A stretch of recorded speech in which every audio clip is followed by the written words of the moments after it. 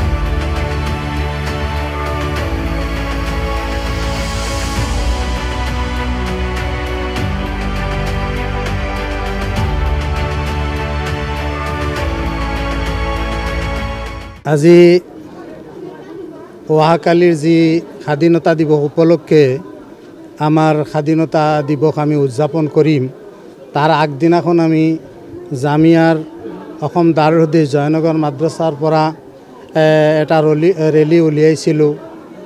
Rally উলিয়াৰ উদ্দেশ্য হ'ল আমি গোটেই অসমৰ মানুহক আমি এই আমাৰ জামিয়াৰ ফালৰ পৰা এটা মেছেজ দিব বিচাৰিছোঁ যে অহাকালি যি দেশৰ স্বাধীনতা উপলক্ষে আমি বিভিন্ন এই পতাকা উত্তোলনৰ লগত বিভিন্ন সাংস্কৃতিক অনুষ্ঠান পাতিম।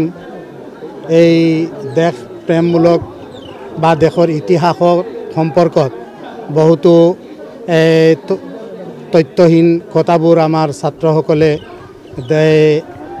আবৃত্তি কৰিব, মানুহৰ আগত দাঙি ধৰিব আৰু গোটেই অসমৰ মানুহে গম পাব যে এই অসমৰ এই ইণ্ডিয়াৰ স্বাধীনতাৰ লগত আমাৰ বুজুৰ্গসকলে যি কুৰবানী দিছিল, যি বলিদান দিছিল, সব আমি অহাকালি ইনশাআল্লাহ স্মৰণ কৰিম আৰু দেশৰ এই স্বাধীনতা দিৱসৰ লগত আমি জামিয়া অসম দাৰুল হাদিছ জয়নগৰ মাদ্ৰাছাৰ কমিটি তথা শিক্ষক ছাত্ৰ সকলোৱে আমি এই দেশৰ স্বাধীনতা দিৱসত আমি পূৰ্ণাংগভাৱে অংশীদাৰ হৈ এই দেশৰ হকে আমি আগবাঢ়ি যাম বুলি এই আগতীয়া আমি প্ৰস্তুতি হিচাপে আজিৰ এই ৰেলীখন উলিয়াইছোঁ। এইখন মাদ্ৰাছা ব্ৰিটিছ কালৰে পৰা এই মাদ্ৰাছাখন স্থাপিত হৈছিল।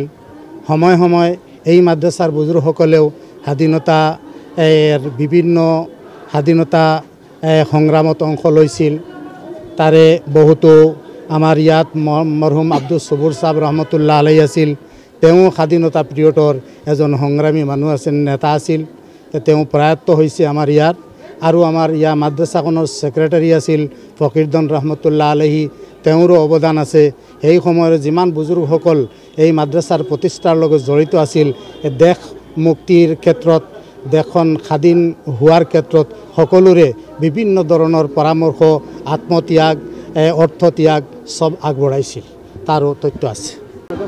আজি আমাৰ জামিয়া অসম দাৰুল হাদিছ জয়নগৰ মাদ্ৰাছাৰ ছাত্ৰ শিক্ষকসকলে মিলি ৭৯তম স্বাধীনতা দিৱস উপলক্ষে আজি আমি ৰেলী উলিয়াইছিলোঁ। বহুত ল'ৰা, প্ৰায় ১৩০০ ল'ৰা আমাৰ এই ৰেলীত আমাৰ শিক্ষকসকলো আছে, চবে যোগদান কৰিছে। আৰু অহাকালি স্বাধীনতা দিৱস উপলক্ষে আমাৰ সাংস্কৃতিক অনুষ্ঠান আছে। তাত বিভিন্ন ভাষাত বিভিন্ন বিষয়ত আপোনাৰ ল'ৰাবিলাকে শিক্ষকসকলে তকৰীৰ ইত্যাদি কৰিব। গতিকে তাতো আপোনালোক উপস্থিত থাকিবলৈ আমি আমাৰ মাদ্ৰাছাৰ কমিটিৰ তৰফৰ পৰা অনুৰোধ জনালোঁ।